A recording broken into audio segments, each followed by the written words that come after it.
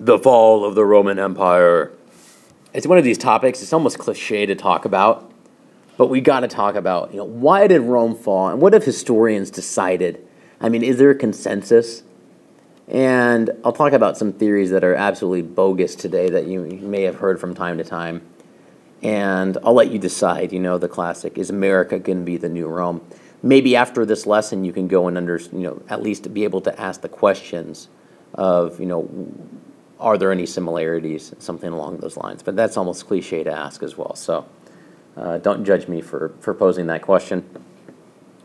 Now, Rome is very similar, the fall of Rome is very similar to the rise of Christianity. You can't point to one factor, so I'll be talking about a multitude of factors of why Rome fell and kind of what came after that as we're making this transition towards the Middle Ages and towards the Byzantine Empire.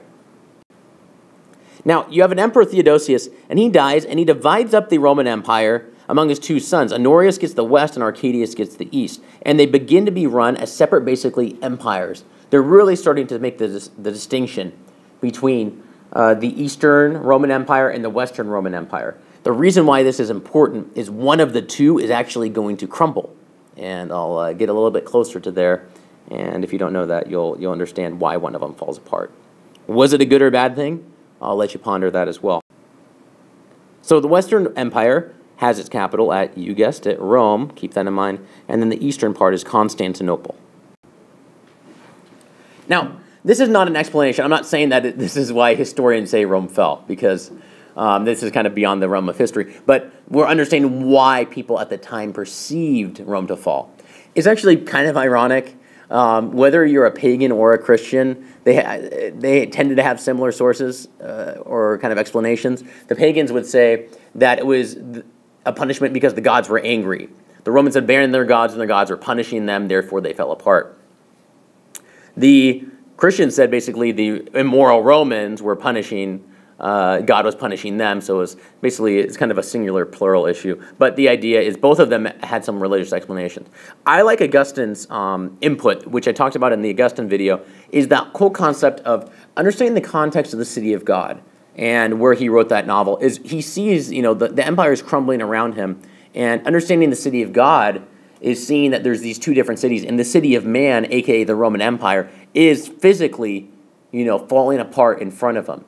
And the city of God will triumph. So he's going to making that distinction that maybe, it's both a heavenly and an earthly city with God at the top rather than an emperor. Okay, the famous pipe theory. I'm just going to spend a second on this because you probably heard it before, but I'll just preface this saying it is false. Is that the Romans, wealthy Romans were able to afford lead pipes or lead, like silverware, and this led to lead poisoning. And lead poisoning, you would go and basically take out the top level of society, and you're left with all the idiots, and then the society would crumble apart. We've looked at the evidence of skeletons, which we can do, and there's no evidence of extensive lead poisoning. So, fun theory, but actually didn't happen.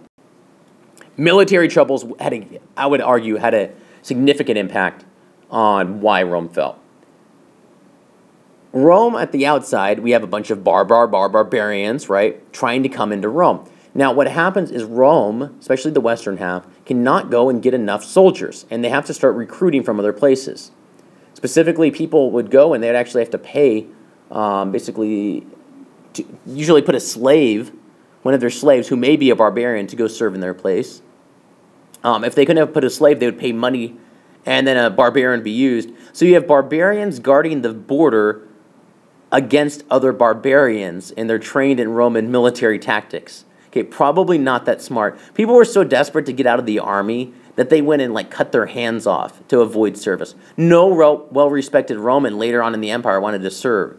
So you have a very, very weak army that's actually not even guarded or guarding their border. So it becomes especially porous. And the barbarians are mercenaries. They're hired soldiers. So their loyalty is to money and to economic incentive rather than some good old Roman value of justice. The barbarians, by the way, in some respects, they want to be like the Romans. There's a lot of advantages, to being part of the mighty Roman Empire. But at the same time, the Romans look down on the barbarians. They think they're filthy, backwards. They would actually go and buy barbarian slaves, and in exchange, they would give them dog meat. So, I mean, they're looking at their kids on the same level as old dog meat. Not exactly the most respectful way to look at another culture, I would argue. Economic factors obviously had a large impact. The West became very large relative to its ability to maintain itself economically. They weren't making a lot of money. It was expensive to maintain the troops. And then they went into the really stupid thing of, during a recession, going and increasing taxes on the poorest of the poor, who had already been, there was nothing to take. And it had already been overtaxed, so that just was a spiral. Not a smart policy. The rich had basically gone in with the tax law, so they were getting off pretty well. And then the East, on comparison, was a lot smaller geographically, but had a larger population and had more money. I mean, Constantine was visionary in the sense that he moved the capital over there. Maybe that was what caused it to some extent. But you could also argue that he saw the influence of the East that would have. Then the invasions come. Some of the barbarian groups, I mean, there's a bunch: the Franks, the Visigoths, the Ostrogoths, the Vandals, the Huns. Two dates that you need to know. Alaric comes in 408. He actually sits outside the city of Rome for 2 years and cuts off all supplies. He can't get over the wall, so he's just going to starve them out. The Romans are so desperate that they resort to cannibalism. And Alaric, who's kind of like this, the Romans didn't respect him at all. They thought he was nuts. Who are you? This backcountry guy who actually worked for the Romans originally as a barbarian, was passed over for a job, and went and used this to his advantage. Conquers the city of Rome, and they go into the city and they just absolutely loot it. And in basically 3 days, they go and they take all the stuff and they leave. And the official date, I guess, called the fall of the Roman Empire, 476 AD.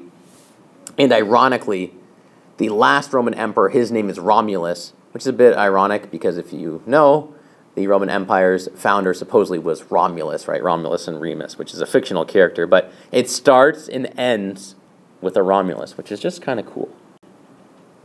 Now, what happens, you can't think about the barbarians like they're kumbaya, having a barbarian powwow all the time, feeling good. They run in there and they go crazy. They start carving up the land for themselves. So you can take a look at this picture. It shows you all the different areas. They got the Vandals in northern Africa. The Franks is in France, right? That's where you get it. Visigoths, Ostrogoths, Lombards. They're going to go in there and start carving it up for themselves. However, you go and you look to the east. Whoa, what's that? The Byzantine Empire is going to, stay. But obviously, it's only half of the Roman Empire. Now, any explanation of why the West fell can't be used to explain the East. So we have to look at the East. What was the difference between the East and the West? And here's some reasons. The borders were simply more secure. They had more money. They had a bigger population, but in a smaller area. And they also, a big thing, they did not face the military recruitment crisis, meaning they had people that were willing to fight against these outside barbarians.